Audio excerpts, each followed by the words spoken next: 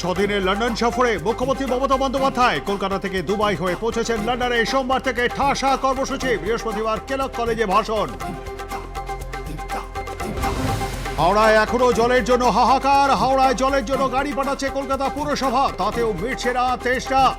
সোমবার থেকে জল পরিষেবা স্বাভাবিকের আশ্বাস পুরসভার। নেই জল, নেই বিদ্যুৎ, বাড়িতে ফাটল, সঙ্গে জঞ্জালের স্তূপ থেকে ছড়ানো মিথেন গ্যাসের আতঙ্ক।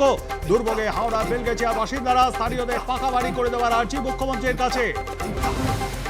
হাজারতম দিনে উচ্চ প্রাথমিকের আন্দোলন, আসন আপডেট করে দ্রুত নিয়োগ করা হোক। মাতঙ্গিনী হাজরা মোড়ের পাদদেশে ধর্ণা অবস্থান।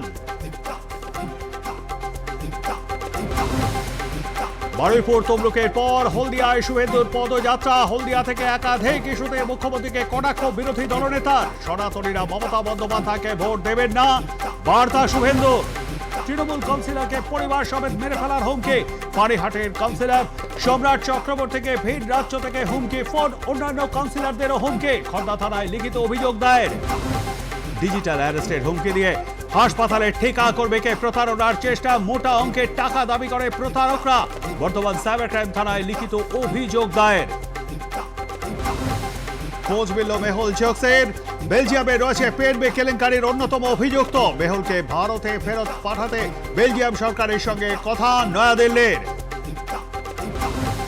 জেলে বসেই মাদকের ইঞ্জেকশন চান। মেরঠে সৌরভ রাজপথ করে অভিযুক্ত স্ত্রী মুস্কান রাস্তোগি ও তাঁর প্রেমিক সাহিল শুক্লা। মাদক ছাড়া জেলেই ছটফট করছেন এই দুই অভিযুক্ত।